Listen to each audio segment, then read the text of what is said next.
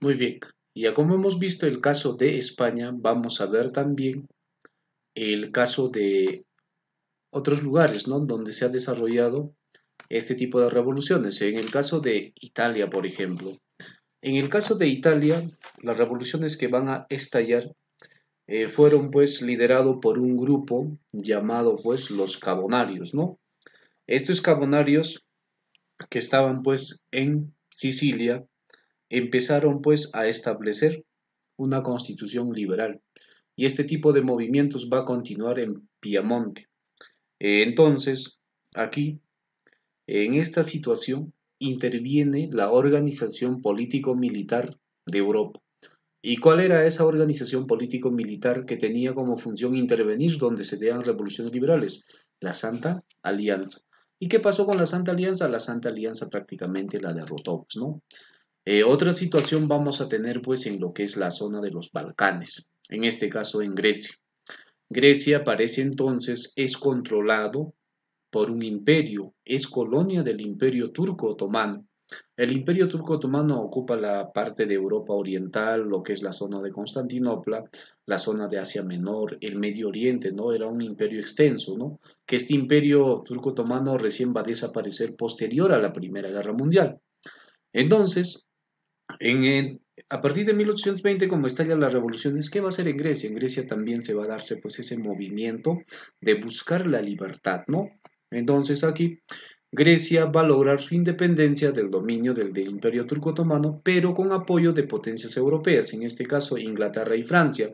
Ahora, lo siguiente, ¿no? ¿Por qué estos países lo apoyan? Porque obviamente ellos ven la ambición económica que tiene sobre Grecia. Y lo mismo va a pasar, ¿no? Por ejemplo, en el caso de América, ¿no? Cuando se va a darse el proceso de independencia, ¿quiénes la apoyan? Inglaterra. ¿Por qué? Porque hay intereses económicos, hay recursos en América.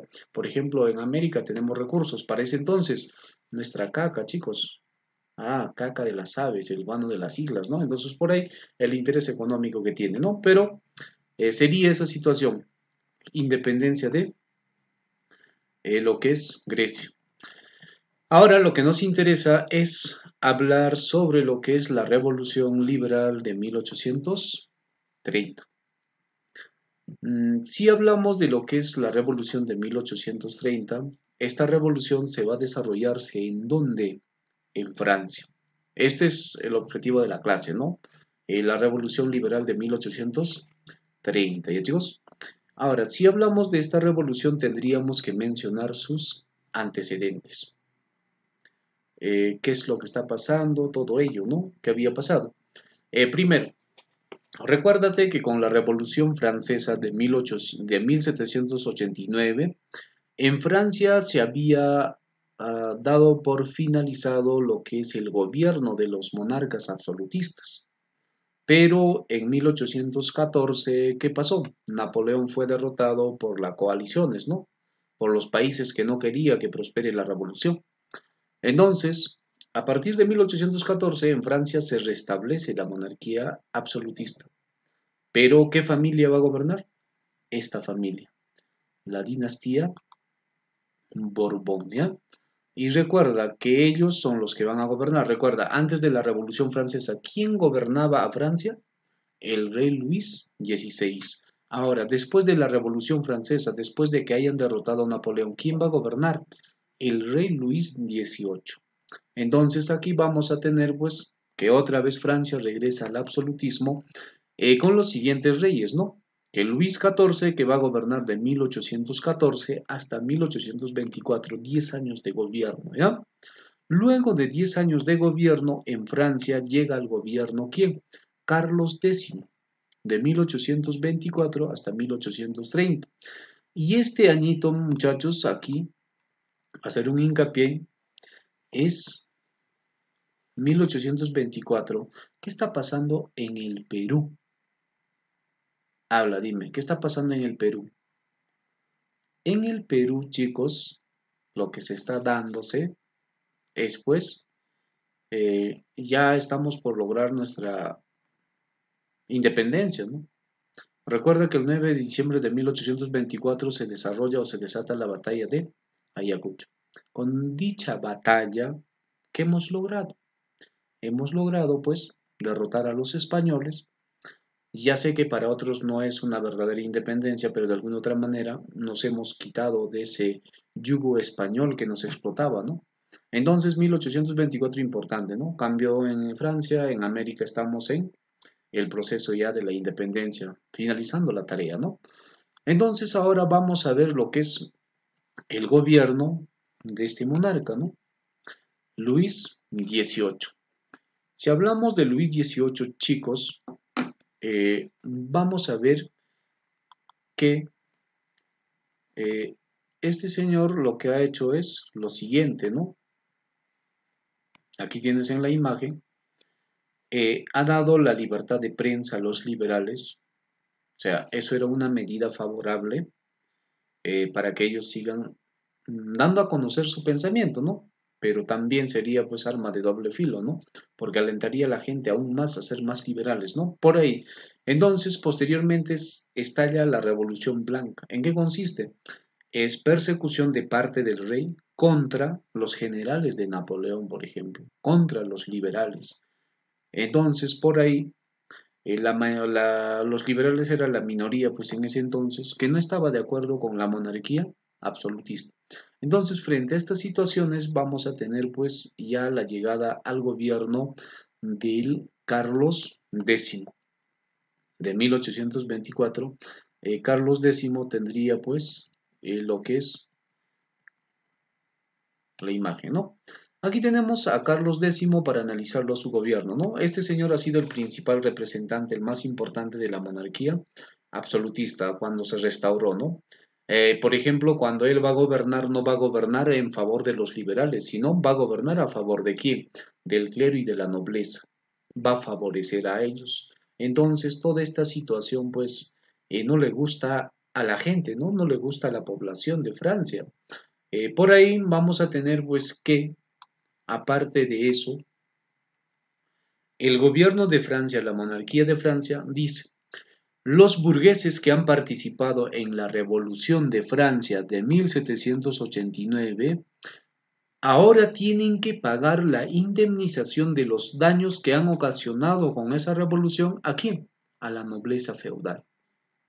Oye, los burgueses tienen que pagar los daños que han generado con la revolución. Y obviamente eso afecta contra lo que es eh, la, la burguesía, ¿no? Entonces justamente te das cuenta de que este rey Carlos X ha favorecido bastante a la nobleza, ¿no? Entonces apoyaba bastante. Y en ese apoyo, como hemos dicho del clero, aquí también se va a darse una ley, la ley antisacrilegio. ¿En qué consistía? Si realizas alguna ofensa contra la iglesia, esa ley, esa ofensa que estás realizando es un delito penal. O sea, te mandan a la cárcel. Entonces aquí está diciendo que la iglesia es una institución muy importantísima, ¿no? Entonces estas situaciones aún más lo va a complicar cuando este rey Carlos X acepta las ordenanzas de Saint-Cloud. En estas ordenanzas, por ejemplo, decía que ya no va a haber elecciones parlamentarias, o sea, no hay elecciones para el Congreso.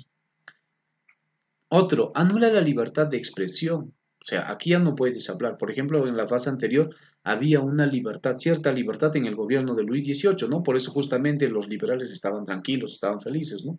Había un periodo de paz, tranquilidad en el gobierno anterior.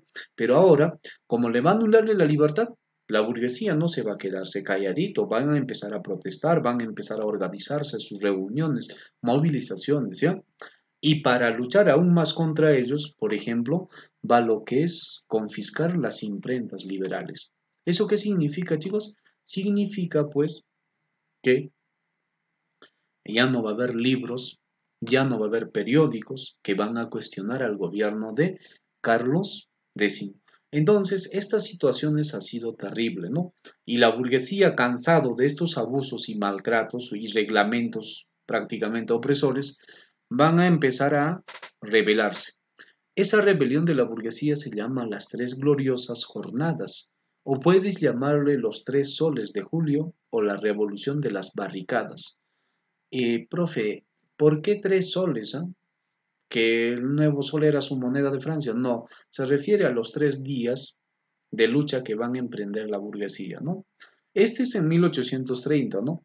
Lo que es el pueblo la burguesía, los estudiantes universitarios, aparte también los obreros, los burgueses, liderados por este señor Adolfo Thiers, el 26, el 27 y el 28 de julio de 1830 se rebelan contra Carlitos, ¿no? Contra Carlos X.